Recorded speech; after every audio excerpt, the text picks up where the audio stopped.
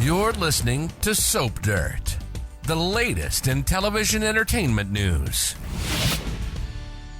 Hey there, Y&R fans. It's Belinda from Soap Dirt, and I want to talk about big things happening to Jack Abbott this week that have him swirling the drain, and why Diane is going to rage at Nikki and blame her, and we could get an even bigger Abbott-Newman rift when they've all been playing so nicely lately. We're going to unpack this, but if you haven't, please reach down, click subscribe so you don't miss any of our updates. So this week on Young and the Restless, Jack caves in and does a very, very bad thing, a thing so bad his wife Diane is going to lose it, blame Nikki, and Victor may actually agree that, letting Nikki rely on Jack is to blame. So Victor and Diane may have a meeting of the minds on this, and the fact that they think that Nikki and Jack should not be in each other's orbit at all anymore, possibly ever again. So if you don't remember, Victor didn't want Nikki relying on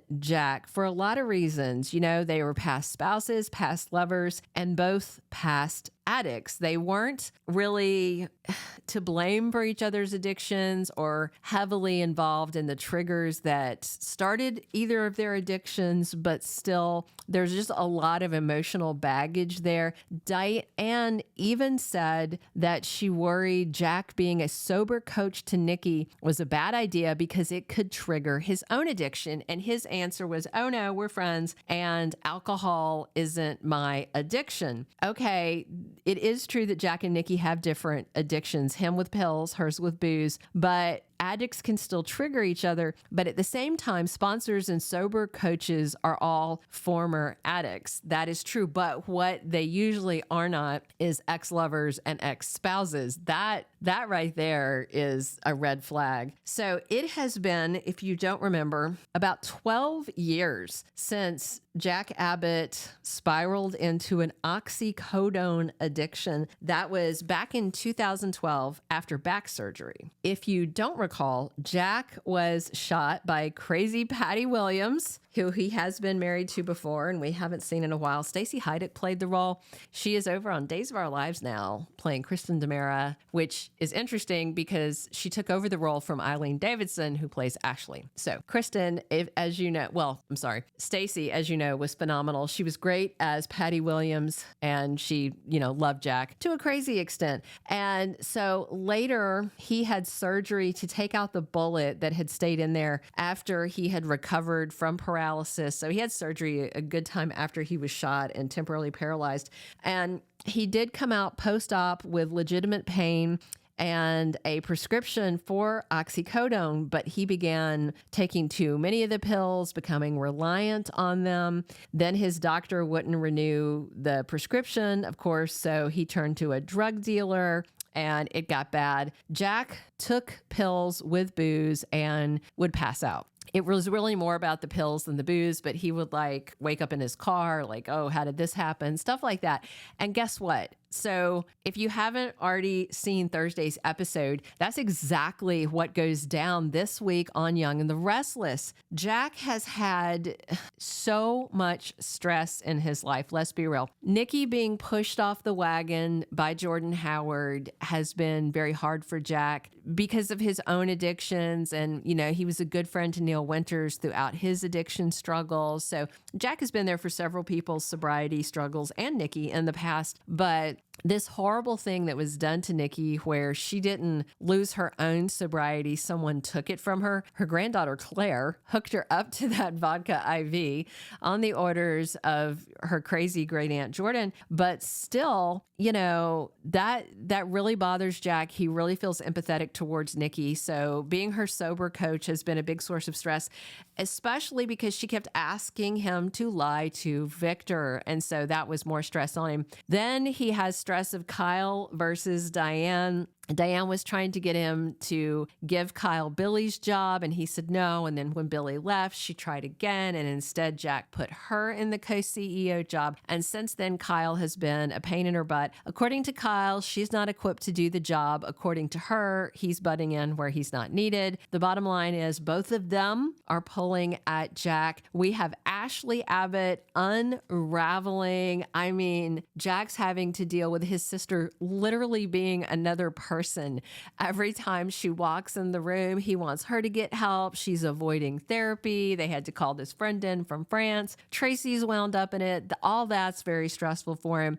And then his grandson Harrison gets kidnapped by Crazy Jordan. So to say that Jack is frazzled and stressed out and, is an understatement. So he just snapped during this big showdown on Thursday with Nikki at the hotel room she had trashed when he tried to get her to eat, tried to get her to drink coffee, and she was fighting him, grabbing the bottle of vodka, telling him to go away, let her drink herself into oblivion. And he finally lost it and said, great, let's hit bottom together, called the drug dealer, got some pills, he downed them with vodka, and then he passed out, which is exactly something that happened to him in the past. So, of course, Nikki Newman is horrified that she tipped Jack past the point of no return into addiction. And I mean, if we're being fair, maybe Jack would have turned to pills on his own because of all the stress, but I didn't see any signs of that. But with the fit that Nikki pitched and how she was behaving and how she was rejecting help, that really triggered him. And so obviously Jack's wife, Diane, is going to be furious. She and Nikki are not friends. Nikki hates her for trying to set her up for her faked murder years and years ago. They have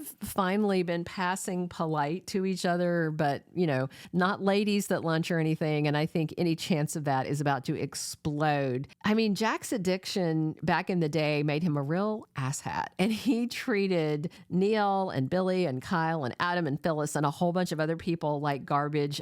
Addict Jack is not a nice guy. And he has, almost run his business under while he was stuck in addiction. And he pretty much hit bottom at the point back in the day when he woke up with a dead hooker in his room, a hooker who actually turned out to be like a congressman's daughter, if I recall correctly. Hopefully that's not going to happen again. Adam cleaned up that mess. So back in the day, if you don't remember when he detoxed, Phyllis helped him with that. They went to the Abbott cabin. I wonder if she's going to be involved this time. I doubt it. I think Diane would freak if Phyllis tried to step in when Nikki, another ex of his, has already triggered his addiction. Surely by Friday, Nikki's going to have to call for help, or really help may arrive on its own, because Jack answered Victor's call on Nikki's phone and was being very sassy and provocative with him. So I have a feeling that Victor is going to show up. Hopefully he'll get Jack home, but Diane is going to lose it. She is going to crack down about Nikki. I'm expecting to tell Jack he can't be around her because she has triggered his fall off sobriety and she just can't deal with it. I think Diane is going to absolutely blame Nikki, but at the same time, I suspect Nikki is going to blame herself also. So this is something she and Diane can probably agree on. We have got right now 3 mental health stories. We've got Connor, we've got Chelsea, and a little bit of Adam in there too, and Ashley. And now we've got 2 addiction stories, Nikki and Jack. How many more storylines are we going to have multiples of before Josh Griffith is done? So what do you guys think? Are Jack and Nikki both going to be sent to rehab? Nikki was doing her best Amy Winehouse, telling Jack no to rehab, but of course it didn't work out well for Amy Winehouse either. Maybe Nikki will reconsider. Victor needs to get Nikki off to rehab, but I have a feeling things might get worse. We'll see. With Jack, I just hope he doesn't spiral deeper into addiction. I hope this is a one-off and Diane will, do whatever to get these pills out of his system. Hopefully he doesn't wind up like at the ER in a coma, something awful like that, and she can keep a close eye on him. But when addicts fall off the wagon, a lot of times it's just the start of a spiral. So I just wonder if all this is going to make Nikki and Diane hate each other more, and if that is an ongoing source of Jack that could actually, in a catch-22, lead him deeper into into addiction? We'll just have to wait and see. Let me know what you guys think. Are you completely stunned that Jack fell off the wagon while trying to help Nikki? And is Diane right to be enraged and want Nikki out of his life for good? Tell me what you think. Subscribe if you haven't. Definitely come back soon. We are here talking Young and the Restless 7 days a week. And as always, it's Belinda from Soap Dirt. Thank you for being a loyal listener. Follow us wherever you get your podcast, because you don't want to miss the next episode. Soap Dirt is on all the major podcast platforms, including Apple Podcast, Spotify, iHeartRadio, and more.